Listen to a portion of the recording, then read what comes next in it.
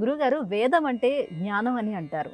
అంటే ధర్మం, న్యాయం, నీతి, అలాగే ప్రకృతి విజ్ఞానం ఇవన్నీ గూడా వేదంలో ఉంటాయా? ఇవి మాత్రమే కాదు, సమస్త జ్ఞానాలకు మూలం వేదం. ఆత్మజ్ఞానం కలగాలి, వేదాధ్యయనం చెయ్యాలి. వేదాధ్యయన ఆరంభం ఋగ్వేదంలో మొట్టమొదటి మంత్రం. సమస్త మంత్రాలలో కూడా ప్రపంచవ్యాప్తంగా ఉన్న సమస్త మతాలలో, సమస్త ధర్మాలలో, సమస్త గ్రంథాలలో విశ్వవ్యాపితమైన సమస్త వాంగ్మయానికి అంతటికీ కూడా మొట్టమొదటి ఋగ్వేదం అంటూ ఆధునికులు కూడా అంగీకరించిన నేపథ్యంలో ఆ ఋగ్వేదంలో ఉన్న మొట్టమొదటి మంత్రం అగ్ని సంబంధితమైన మంత్రం. అగ్నిమీళే పురోహితం యజ్ఞస్య దేవ మృత్విజం హోత ఆరగం రత్నాథాతామం. అగ్నిహోత్రం. వేదం సమస్త జ్ఞానానికి ఆలవాలం. వేదాంతము బోధిస్తుంది, ఆత్మజ్ఞానాన్ని అందిస్తుంది.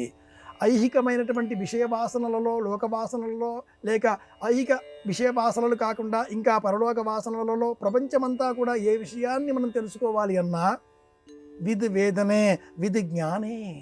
అన్నింటినీ బోధించేది వేదం కనుకనే సమస్త జ్ఞానాలకు వేదం ఆలవాలం అన్నారు. సంపూర్ణంగా వేదాధ్యయనం చేస్తే ఏ ఋతువులో ఏ పంట పండించాలో, ఏ పంట ఏ కాలంలో తింటే ఆరోగ్యం కలుగుతుందో, ఏ పంట ఏ కాలంలో తినకూడదో, ఎవరికి సహాయం చేయాలో, ఎవరికి సహాయం చేయకూడదో, ఎప్పుడు మౌనంగా ఉండాలో, ఎప్పుడు మాట్లాడాలో, ఎప్పుడు ఏ పని చేయాలో, ఎప్పుడు ఏ పని చేయకూడదో సమస్తాన్ని బోధించేది వేదమే.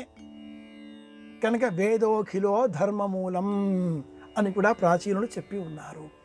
ఈ వేదాధ్యయనం చేసే నిమిత్తమై మహర్షులు అనేక ప్రయత్నాలు చేసి వారి జీవితం అంతా కూడా సరిపోక మళ్ళీ జీవితకాలం ముమ్మార్లు భారద్వాజ మహర్షి తన జీవితకాలాన్ని పెంచుకొని కూడా సంపూర్ణ వేదాధ్యయనం చెయ్యలేక ముష్టి ప్రమాణంగా స్వీకరించి అంతా ఇంతే అనుకొని ఆనందించాడు అనే కథలు కూడా వేదంలోనే ఉన్నాయి.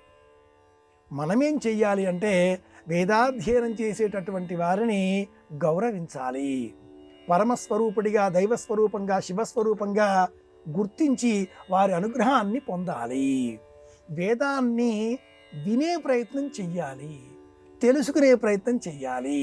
అంతేకాని హేళన చేసి, వెక్కిరించి, నీరసపరిచి, నిరుత్సాహపరిచి ఇంతేనా, ఏదో శబ్దం కదా అని అనుకొనకూడదు.